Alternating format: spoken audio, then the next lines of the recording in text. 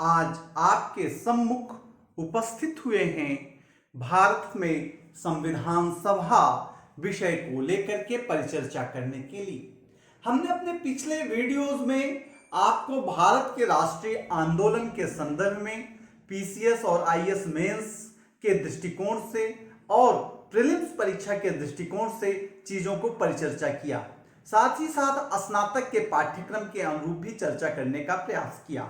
आज उसी की कड़ी में हम आगे राज व्यवस्था की ओर चल रहे हैं, जिसमें पहला विषय भारत की संविधान सभा की परिचर्चा करेंगे। ये कैसे गठित हुई और कैसे इसने काम किया। प्रिय विद्यार्थियों, जब हम संविधान सभा की चर्चा करते हैं कि कैसे गठित हुई, कौन कौन लोग इसके सदस्य रहे, तब हमें सबसे पहले यह देखना पड़ता है कि पूरे राष्ट्रीय आंदोलन के फलक में, पूरे उसके इरा में, युग में कब कब संविधान सभा के निर्माण की बात उठी। जब हम संविधान सभा के निर्माण की या संविधान सभा के मांग की बात ब्रिटिश हुकूमत से करते हैं तो हमें उसके पृष्ठभूमि में जाने की जरूरत पड़ती है। पहला, हमें सबसे पहले संविधान सभा की कोई परिचर्चा करता है तो वो है लोकमान्य तिलक। लोकमान्य तिलक स्वराज विधेयक 1895। कब? सन 1895 में। कब तिलक ने स्वराज विधेयक प्रस्तुत किया जिसमें संविधान सभा की मांग किया। कब? सन 1895 में। उसके बाद गांधी 1922 में कहते हैं कि जो भारत का संविधान है वो भारतीयों के द्वारा बनाया जाना चाहिए। भारत का संविधान भारतीयों के द्वारा। कौन कहता है? गांधी जी कहते हैं। कब कहते हैं? गांधी कहते हैं 1922 में। भारत का संविधान भारतीयों की इच्छा के अनुसार। किसका संविधान? भारत का संविधान भारतीय इच्छा के अनुरूप। कौन कह रहा? 1922 में गांधी जी कह रहे हैं। फिर मोतीलाल नेहरू 1924 में। मोतीलाल नेहरू 1924 में इसकी मांग करते हैं, संविधान सभा की मांग करते हैं। ये इसकी पृष्ठभूमि है। लेकिन पहला औपचारिक और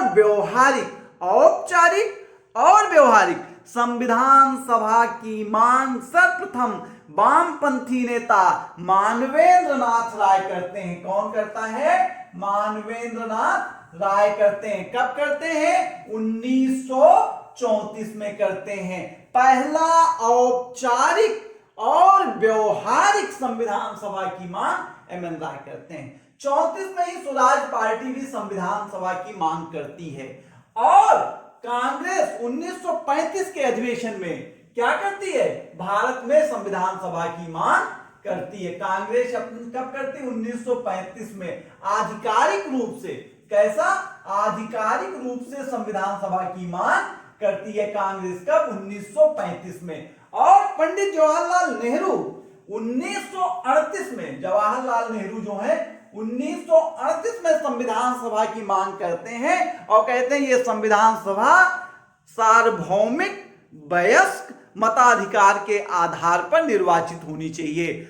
और यह उल्लेखनीय बात है, आपको याद रखना है कि पंडित नेहरू की इस मांग पर ब्रिटिश हुकूमत ने 1940 में सैद्धांतिक सहमति दिया और इस सैद्धांतिक सहमति को ही अगस्त प्रस्ताव कहते हैं। क्या कहते हैं? अगस्त प्रस्ताव कहते हैं। इसी अगस्त प्रस्ताव में कहा गया कि भारत का संविधान भारतीयों या भारतवासियों के द्वारा, भारत का संविधान भारतवासियों के द्वारा। अब जब 1940 की बात हो गई तो क्रिप्स प्रस्ताव आता है। क्रिप्स प्रस्ताव आता है 1942 में। यह भी भारत में संविधान निर्माण की कवायद के लिए आया था, लेकिन मुस्लिम लीग ये चाहता था कि वो भारत का विभाजन हो, भारत पाकिस्तान का निर्माण हो, जिसकी वजह से क्रिप्स प्रस्ताव की बातों को मुस्लिम लीग ने स्वीकार नहीं किया। फिर क्या हुआ? इटली की सरकार ब्रिटेन में बनती है और कैबिनेट मिशन आता है। क्या आता है? 19 मई 1946 को कैबिनेट मिशन ने अपनी एक योजना प्रस्तुत की और उस योजना में भारत के संविधान का बुनियादी ढांचा दिया, जिसे बुनियादी ढांचा दिया कि कैसे संविधान सभा का गठन होना है, किसी निकाय का गठन कैसे होगा जो संविधान बनाएगा और ये जो बुनियादी ढांचा दिया, उसका जो बुनियादी ढांचे का ड्राफ्ट दिया, उसी को संविधान सभा का नाम दिया गया। क्या दिया गया बच्चों? संविधान सभा का नाम दिया गया। ये जो कैबिनेट मिशन 1946 में आया,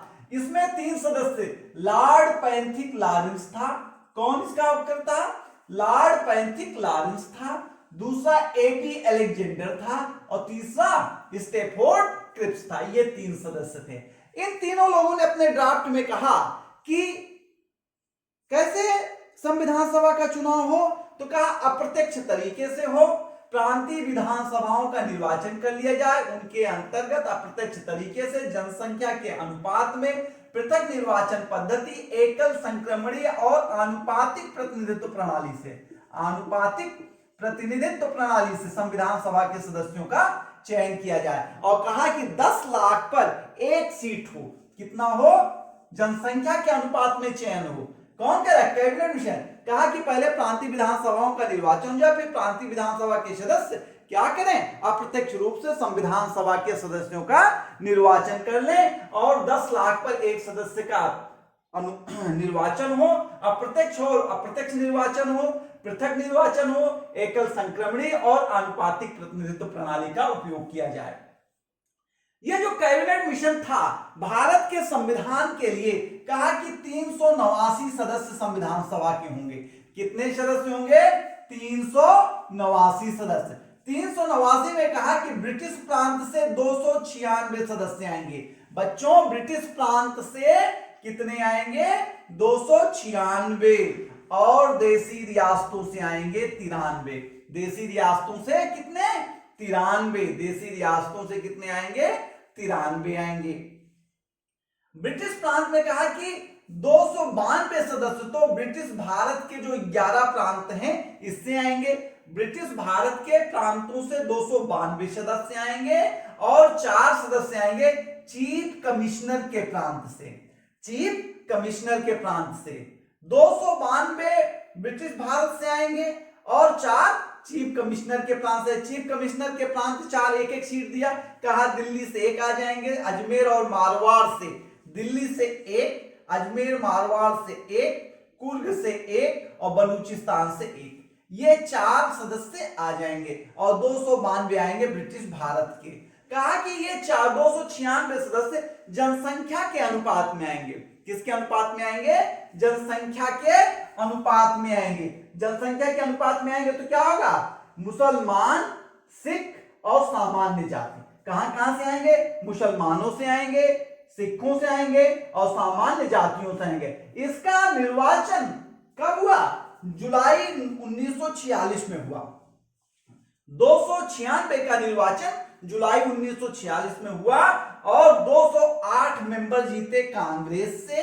कितने जीते? 208 कांग्रेस से जीते, 73 मुस्लिम लीग से जीते। 73 कितने जीत कहां जीते? मुस्लिम लीग से जीते और अन्य 15 जीते। अन्य 15 जीते। कांग्रेस का 208 सदस्य जीता, मुस्लिम लीग का 73 सदस्य जीता और अन्य के 15 सदस्य जीते। यह है कुल संविधान सभा का खाका। लेकिन जब देश का बंटवारा हो गया तो अब इसकी सदस्य संख्या कुल कितनी हो गई? 229 प्लस 70। 229 प्लस 70। हुआ क्या कि ब्रिटिश भारत के जो 292 मेंबर थे, 292 मेंबर थे, इनकी संख्या घटा के कर दिया 229। कितना कर दिया? 229। और जो देसी रियासतों के 93 थे। कितने? 93। इन देसी कैबिनेट मिशन में कहा गया कि देसी रियासत से 93 प्रतिनिधि आएंगे और इनका निर्वाचन कैसे होगा? रियासत के प्रमुख आपसी सहमति से तय कर लेंगे। हम इस बारे में कुछ नहीं करते। लेकिन जब देश का विभाजन हो गया तो देसी रियासतों से संख्या हो गई 93 की जगह भारतीय संविधान सभा में 70। कितनी हो गई? 70 हो गई। इस प्रकार से भारत के बंटवारे के बाद, भारत पाकिस्तान के बंटवारे के बाद कुल सदस्यों की संख्या हो गई 299। 229 धन 70 बराबर 299। 299। कितनी हो गई? 200। ध्यान रखिएगा 389 पहले कैबिनेट मिशन में कितना बताया? 389 और बंटवारे के बाद कितनी हो गई? 299। ये ध्यान रखिएगा, ये इंपॉर्टेंट क्वेश्चन है। तो हमने आपको बताया कि कैसे संविधान सभा का गठन हुआ। अब हम देखते हैं कि संविधान सभा की जो पहली बैठक थी 9 दिसंबर 1946 को हुई और कहां हो रही है? कॉन्स्टिट्यूशनल हॉल में, दिल्ली के कॉन्स्टिट्यूशनल हॉल में हो रही है। और कॉन्स्टिट्यूशनल हॉल में गोल अर्धगोलाकार अवस्था में आकार में सारे सदस्य बैठे और जेबी कृपलानी ने दोपहर 11 बजे, कितने बजे? 11 बजे कॉन्स्टिट्यूशन हॉल कृपलानी ने उद्घाटन को शुरू किया और सच्चिदानंद सिन्हा को, किसको?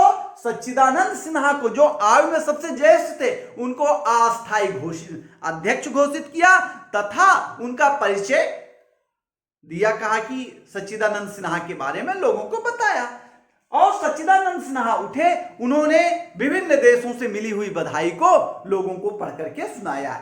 यह पहली बैठक हुई 9 दिसंबर 1946 को। द्वितीय बैठक जो हुई 11 दिसंबर 1946 को हुई और इस दिन क्या हुआ? संविधान सभा के अस्थायी अध्यक्ष का निर्वाचन हुआ। संविधान सभा के अस्थायी अध्यक्ष डॉक्टर राजेंद्र प्रसाद अस्थायी अध्यक्ष बने। उपाध्यक्ष बने एच.सी. मुखर्जी। कौन बना उपाध्यक्ष? एच.सी. मुखर्जी।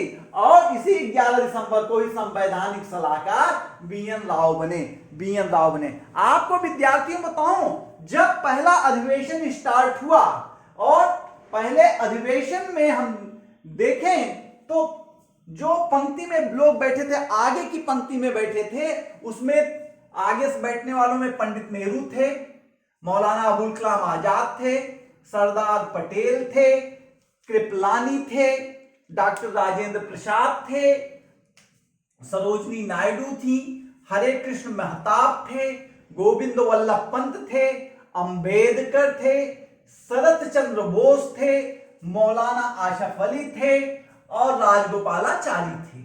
ये लोग आगे की पंक्तियों में बैठे थे। कुल 9 महिलाएं उस दिन उपस्थित हुई थी और कुल सदस्यों की संख्या, पहले दिन 207 प्रतिनिधियों ने भाग लिया था। कितने प्रतिनिधियों ने प्रथम बैठक में भाग लिया? 207 प्रतिनिधियों ने भाग लिया, जिसमें 9 महिलाएं थी। और ध्यान रखिएगा 9 दिसंबर 1946 की बैठक में मुस्लिम लीग ने भाग नहीं लिया था। आप समझ गए इतनी संख्या कम होने के पीछे? 73 तो मुस्लिम लीग के थे, यही नहीं आए, तो कुल 207 प्रतिनिधियों ने उपस्थिति दर्ज कराई। कब? प्रथम बैठक में 207 आए, महिलाएं 9 आई। हमने आपको इन नामों की चर्चा किया। और भी लोग जो संविधान सभा के सदस्य थे, उसमें एन.जी. रंगा हैं, बी.एन. राव हैं, सोमनाथ लहड़ी हैं, एस.एन. मुखर्जी हैं, जे नगप्पा हैं, बी.आर. पोकर बहादुर हैं। बी.आर. पोकर बहादुर चाहते थे कि पृथक निर्वाचन पद्धति को लागू किया जाए, लेकिन पटेल ने कहा कि पृथक निर्वाचन पद्धति विष है और इसने पूरे देश को लपेट लिया। अब ऐसा नहीं होना चाहिए। हम देखें, बहुत कंपटीशन में पूछता है कि संविधान सभा में महिला सदस्य कितनी थी, तो संविधान सभा में कुल 15 महिला सदस्यों का हमें जानकारी है। एक तो है कमला चौधरी, ये सब साधारण सभा की सदस्य थी। कमला चौधरी कहां से आ रही है? संयुक्त प्रांत से। दूसरी है लीला राय, कहां से आ रही है? पश्चिम बंगाल से। तीसरी है मालती चौधरी, कहां से आ रही है? उड़ीसा से। पूर्णिमा बनर्जी चौथी है, संयुक्त प्रांत से आ रही हैं। राजकुमारी अमृत कौर ये बरार से आ रही हैं। रेणुका रे पश्चिम बंगाल से आ रही हैं। सरोजनी नायडू बिहार से आ रही। याद रखिएगा, ये महत्वपूर्ण है कि इनका चयन कहां से किया गया था? बिहार से। किसका? सरोजनी नायडू का। सुचेता कृपलानी उत्तर प्रदेश से बहुत संबंधित हैं और ये उत्तर प्रदेश से ही चुनी गई थी। सुचेता कृपलानी संयुक्त प्रांत से आ रही हैं। विजय लक्ष्मी पंडित जवाहरलाल नेहरू जी की बहन है, ये कहां से आ रही है? संयुक्त प्रांत से आ रही हैं। एनी मैस्करीन ट्रावणकोर से आ रही। एनी मैस्करीन कहां से चुनी गई? ट्रावणकोर से। अम्मू स्वामीनाथन कहां से आई? मद्रास से। दक्षिणी बेलायुधन, दक्षिणी बेलायुधन कहां से आई? मद्रास से आई। बेगम एजाज रसूल ये संयुक्त प्रांत से हैं और मुसलमान हैं। दुर्गाबाई देशमुख मद्रास से, दुर्गाबाई देशमुख का नाम खूब उल्लेखनीय है, ये कहां से आ रही है? मद्रास से। हंसा मेहता बंबई से, हंसा मेहता बंबई से आ रही हैं। आपने देखा, और हम आपको बता दें एक बात कि ये जो संविधान सभा का गठन हुआ उसमें हमने, संविधान सभा ने संविधान बनाने के कार्य को बहुत अच्छे तरीके से निर्वहन किया और हम इसके कार्यों को कई चरणों में बांट करके अध्ययन करने का प्रयास कर रहे हैं कि पहला चरण संविधान सभा का था 13 दिसंबर 1946 से 22 जनवरी 1947 तक। और ये जो पहला चरण था इसमें नेहरू का उद्देश्य प्रस्ताव आया और इसी उद्देश्य प्रस्ताव के साथ संविधान सभा के कार्य और मार्गदर्शन के लिए सामान्य सिद्धांत भी बताए गए और इन सिद्धांतों को और उद्देश्य प्रस्ताव को 22 जनवरी 47 को अनुमोदित कर दिया गया, स्वीकार कर लिया गया। ये पहला चरण था, नेहरू के उद्देश्य प्रस्ताव से आया। एक बात सदैव आप ध्यान रखिएगा, नेहरू के उद्देश्य प्रस्ताव में लोकतंत्र शब्द नहीं था। नेहरू ने कहा कि आप लोगों को लग रहा होगा कि मैंने लोकतंत्र शब्द का प्रयोग नहीं किया, तो उसके पीछे कारण यह है कि पूरी भावना ही लोकतंत्र पार्टी की है, इसलिए बेमतलब के शब्दों का प्रयोग हम नहीं करते हैं। दूसरा चरण आया 27 फरवरी 47 से 30 अगस्त 47 तक। इसके अंतर्गत समितियों का गठन किया गया, समितियों ने अपनी रिपोर्ट दिया और 29 अगस्त को ही इसी द्वितीय चरण के अंतर्गत प्रारूप समिति का भी गठन किया गया। प्रारूप समिति में जैसा आप जानते हैं कि डॉक्टर अंबेडकर अध्यक्ष बन गए। कौन बना अध्यक्ष? डॉक्टर भीमराव अंबेडकर। ये भीमराव अंबेडकर जब अध्यक्ष बन गए, इसमें और सदस्य बनाए गए।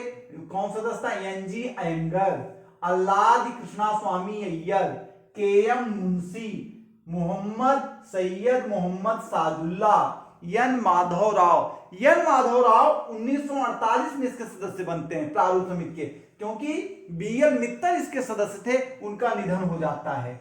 और टी.टी. कृष्णामाचारी, ये डी.पी. खेतान इसके सदस्य थे, उनकी मृत्यु हो जाती है, उससे रिक्त स्थान पर टी.टी. कृष्णामाचारी आते हैं। आप ध्यान रखिएगा, एन माधवराव और टी.टी. कृष्णामाचारी दोनों लोग किसी के मृत्यु से खाली, डेथ से खाली सीट पर ये चुने गए हैं। कौन कौन? एन माधवराव और टी.टी. कृष्णामाचारी, ये लोग 1948 में आते हैं। तीसरा चरण आता है फरवरी 47 से अक्टूबर 47। इसमें जो समितियां हैं, ये समितियां अपनी रिपोर्ट दे रही हैं और दे चुकी हैं। समितियों और अन्य रिपोर्टों, अन्य चर्चाओं के आधार पर बी.एन. राव जो संवैधानिक सलाहकार हैं, वो पहला ड्राफ्ट संविधान का बनाकर प्रारूप समिति को सौंपते हैं। बी.एन. राव क्या करते हैं? पहला संविधान का प्रारूप बनाकर के संविधान सभा को के प्रारूप समिति को सौंपते हैं। चौथा चरण आता है कब? अक्टूबर 47 से फरवरी 48। प्रारूप समिति, इस चरण के अंदर प्रारूप समिति ने बी.एन. राव ने जो ड्राफ्ट दिया है संविधान की, उसकी जांच करता है और 21 फरवरी 48 को प्रारूप समिति अपना अंतिम ड्राफ्ट संविधान सभा के अध्यक्ष को सौंपता है। आप समझे? तृतीय चरण में बी.एन. राव जो संवैधानिक सलाहकार हैं, वो अपना ड्राफ्ट सौंप रहे हैं और चतुर्थ चरण में प्रारूप समिति 21 फरवरी 48 को प्रारूप समिति अपना ड्राफ्ट संविधान सभा के अध्यक्ष को सौंप रही है।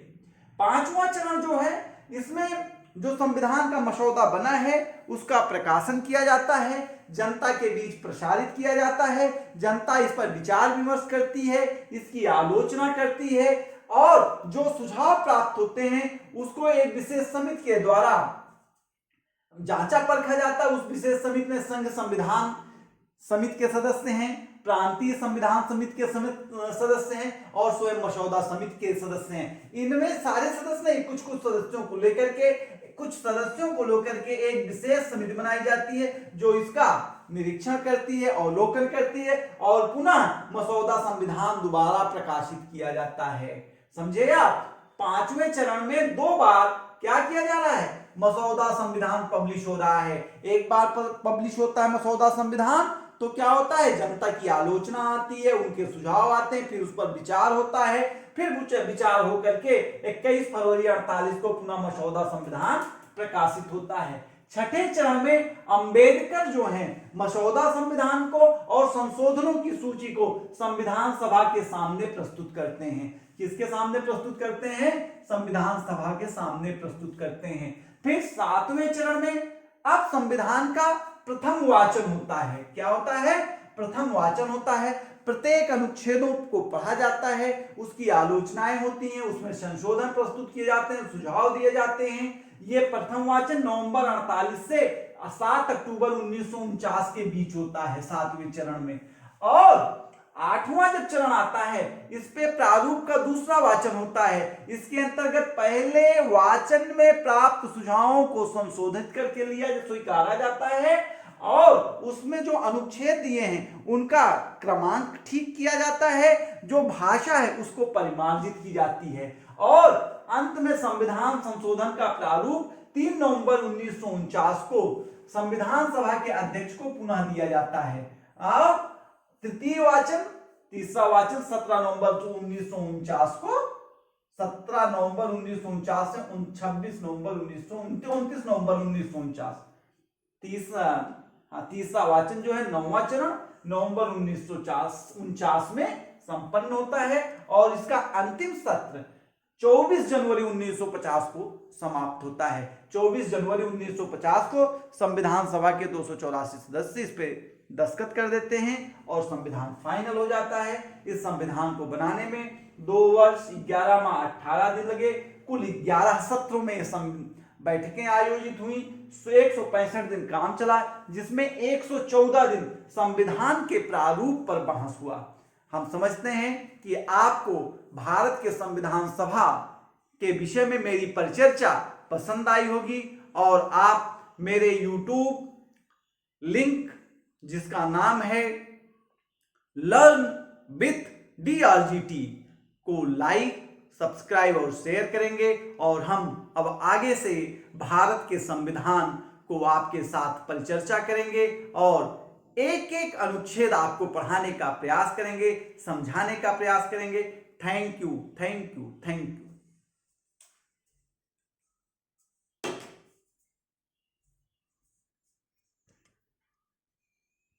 गठन हुआ उसमें हमने आपको बताया कि कुछ गिनतियां आप हर समय ध्यान रखिए। कैबिनेट मिशन ने 389 सदस्यों से संविधान सभा बनाई। कैबिनेट मिशन ने कितने से बनाई? 389 से बनाई। बंटवारे के बाद संविधान सभा में कितने सदस्य हुए? 299 हुए। संविधान सभा की पहली बैठक में उपस्थित कितने हुए? 207 हुए। और संविधान की पुस्तक पर 24 जनवरी 1950 को कितने लोगों ने दस्तखत किया? 284 सदस्यों ने। तो आपको 389 की संख्या जो कैबिनेट मिशन ने संविधान सभा की रखी है, 299 की संख्या जो भारत के बंटवारे के बाद संविधान सभा की संख्या बनी, वो संविधान सभा की पहली बैठक में उपस्थित सदस्यों की संख्या 207 और हस्ताक्षर करने वाले सदस्यों की संख्या संविधान पर 284, ये याद रखनी है। और हम कुछ समितियों को देख लेते हैं जो समितियां बनी और उसके प्रमुख कौन बने। संविधान सभा से में कार्यों को करने के लिए कुछ समितियों का गठन किया गया, उसके प्रमुखों को नियुक्त किया गया।